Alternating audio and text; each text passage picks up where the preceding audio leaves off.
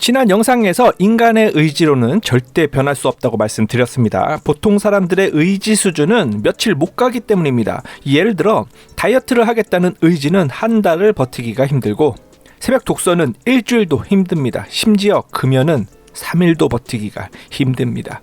그래서 작심삼일이라는 말이 나온 것입니다. 따라서 어떤 도전이든 이런 나약한 의지에 기대서 시작하면 절대로 안 됩니다. 기껏 3일도 버티기 힘든 의지는 마치 성냥불과 같습니다. 쉽게 불은 붙일 수 있지만 라면 하나 끓이기 힘듭니다. 따라서 의지의 성냥불을 라면을 끓이는 데 쓸 것이 아니라 성향이라는 장작에 불을 붙이는 데 써야 합니다. 성향의 장작에 불을 붙이면 라면은 물론 다이어트, 독서, 금연 등 원하는 도전에 성공할 수 있고 다른 인생을 살 수 있을 것입니다. 그래서 오늘은 의지가 버틸 수 있는 작심삼일 동안 해야 할 성향의 장작에 불을 붙이는 방법, 즉 성향 통제 방법을 말씀드리겠습니다. 성향이란 무언가를 하게끔 만드는 인간의 성질에 따른 경향을 의미합니다. 쉽게 말해 좋을 대로 생각하고 하고 싶은 대로 행동하는 것이 성향입니다. 그리고 인간은 이 성향에 따라 생각하고 행동하게 됩니다. 따라서 어떤 도전에 성공을 하고 변하기 위해서는 성향의 5가지를 이해하고 통제해야 합니다. 먼저 인간이라서 하는 본성, 그리고 나라서 하는 개성, 좋아서 하는 감성, 옳아서 하는 이성, 그냥 하는 습성, 이렇게 5가지입니다. 이 5가지 성향에 대해 자세히 알고 싶은 분들은 영상 설명에 올린 링크를 확인해 주시고요. 지금은 간단히 말씀드리겠습니다. 먼저 본성과 개성은 선천적으로 주어집니다. 선천적으로 내성적인 사람, 게으른 사람, 신중한 사람 등 부모의 유전자로부터 결정됩니다. 그래서 사실상 통제할 수가 없습니다. 바꿀 수가 없습니다. 그래서 그냥 이해하고 인정하고 받아들여야 합니다. 하지만 감성, 이성, 습성은 후천적으로 바꿀 수 있습니다. 따라서 본인의 그릇된 선천적 성향을 바꾸고 싶다면 감성, 이성, 습성을 통제해야 합니다. 이해를 돕기 위해 다이어트 실패를 예로 들어서 말씀드리자면 인간의 본성은 다이어트를 못하게 막습니다.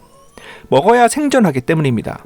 또한 극히 일부 사람들을 제외한 대부분의 사람들의 개성 역시 다이어트를 못하게 방해합니다. 이 본성과 개성은 선천적 성향으로 그냥 겸허히 인정하고 받아들여야 한다는 것입니다. 하지만 감성, 이성, 습성의 후천적 성향은 통제가 가능합니다. 따라서 다이어트를 성공하려면 작심삼일 의지가 사라지기 전에 이 3가지 성향을 통제해야 한다는 것입니다. 그래서 오늘은 이 3가지 후천적 성향을 통제하고 바꾸는 방법을 다이어트를 예로 들어서 말씀드리겠습니다. 혹시 인간의 5가지 성향이 제대로 이해가 안 가신다면 본 영상을 보기 전에 영상 설명에 올린 링크 영상을 먼저 보시기 바랍니다. 감성은 좋아서 하는 것입니다. 하면 좋은 느낌이 들기 때문에 하게 되는 성향입니다. 맛있으니까 먹고 예쁘니까 사고 이렇게 좋은 감정이 생기면 하고 싶어집니다. 따라서 감성을 통제하기 위해서는 그 행위가 좋다는 감정이 생기도록 만들어야 합니다. 그런데 다이어트는 사실상 좋다는 감정을 느끼기가 매우 어렵습니다. 식단을 조절하고 운동을 하는 게 모두 다 고통스럽기 때문입니다. 뭔가 달라진 모습을 느끼고 여기서 성취감을 느끼려면 최소 한 달 이상은 꾸준히 열심히 해야 하는데 대부분 그 전에 무너집니다. 그래서 작은 변화에도 의미를 부여하고 여기서 성취감을 느껴야 합니다. 칭찬 듣기, 자랑하기, 거울 보기, 기록하기, SNS 커뮤니티에 공유하기 등 좋은 감정을 느낄 수 있는 장치를 작심삼일 동안 최대한 많이 준비해야 합니다. 이 장치들을 통해 좋은 감정이 많이 생기면 감성을 통제할 수 있습니다. 이성은 옳아서 하는 것입니다. 맞는 행동이라 생각하기 때문에 하게 되는 성향입니다.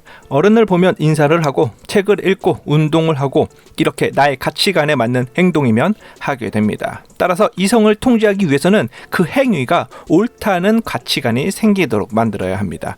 그러기 위해서는 적어야 합니다. 다이어트를 왜 하는지, 뭐가 좋은지, 뭘 해야 하는지 적어둬야 합니다. 최대한 많이 수십, 수백 개 모두 적어야 합니다. 적지 않으면 잃어버립니다. 기억이 나지 않습니다. 기억이 안 나면 이성도 약해집니다.